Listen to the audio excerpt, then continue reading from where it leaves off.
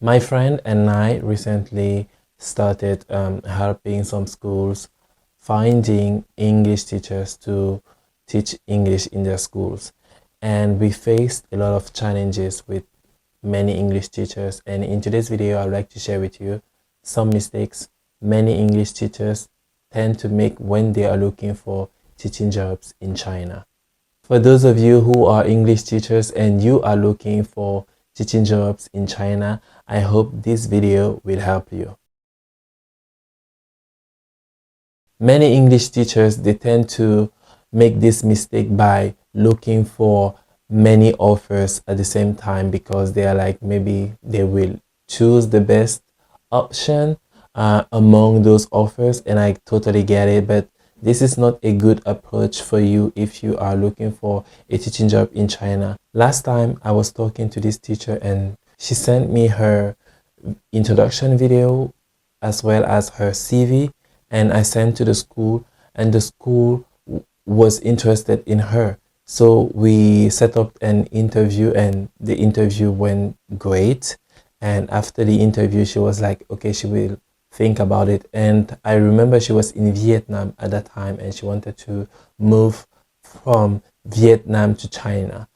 And after the interview, I talked to her and I told her that the interview went well and the school wants her to come as soon as possible because they were looking for a teacher as soon as possible. And she was like, I have many offers, I will think about it. I have many offers, I will think about it. I was like, okay, if you want to think about it, don't take too long because you know the school is not going to wait for you.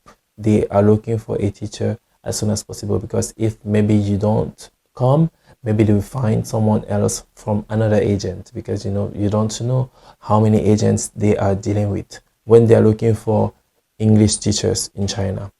And something like maybe 3 weeks later or 1 month later, she came back to me. She was like, is that school still looking for a teacher? I said, but you told me last time you had many offers. What happened?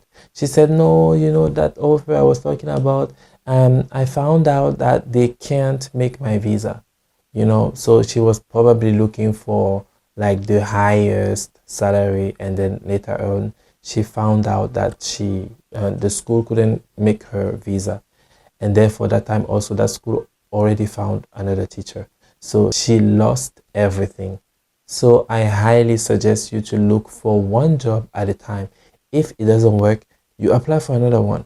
If it doesn't work, you apply for another one. It's better like this than to just apply many jobs at the same time, because when you behave like that, you are going to not only waste your time, you're going to also waste the time of the school. Don't be too demanding, especially if you are outside of China. Many people who are outside of China, they are too demanding. They are like, oh, I want to find a job in Hangzhou, Shenzhen, Guangzhou, Beijing, Shanghai, those big cities, all of those big cities. If you can't find me a job there, I won't go. You need to know that, first of all, in China, there are many English teachers looking for jobs in China. So many schools, they will prefer to hire someone who is already in China because it's going to be much easier for them to do the paperwork, for them to do the visa and everything. It's going to be much easier for them because when you are outside of China, it's going to take longer time than someone who is already in China, you see. So if you can find a school willing to make you a visa and you are outside of China, just go for it, because you know otherwise maybe you will stay in your country for a long time, whether you can just come here first and you don't even need to worry about the city, those big cities, because even if you are in a small city or if wherever you are in China, you can still go to those big cities even just to travel or to visit. It's very convenient to travel in China, so it's not like maybe for you to go to a certain city you need maybe some days or whatever. Like, it's very convenient to travel in China. If you really want to go to those big cities, then you can work for that school maybe for 1 year or 2 years, and then later you can decide to move to another city, you can apply for those big cities. And once you're already in China, it's going to be much easier for you that way. A lot of schools are looking for teachers who can start working as soon as possible. We've seen many teachers applying for some positions, whereas they are not ready to start working yet. For example, let's say we are now in July and you apply for this position, and when they ask you when can you start working, you say you can start working maybe in September.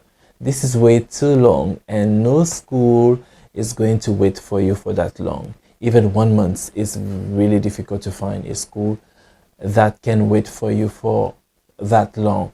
They need someone who can start working as soon as possible, because what happens is when they see your video and your CV and they are interested in you, they are going to set up an interview. And when they set up the interview, if the interview goes well, they will make the contract for you to sign. And when you sign the contract, it means that you are supposed to start working as soon as possible.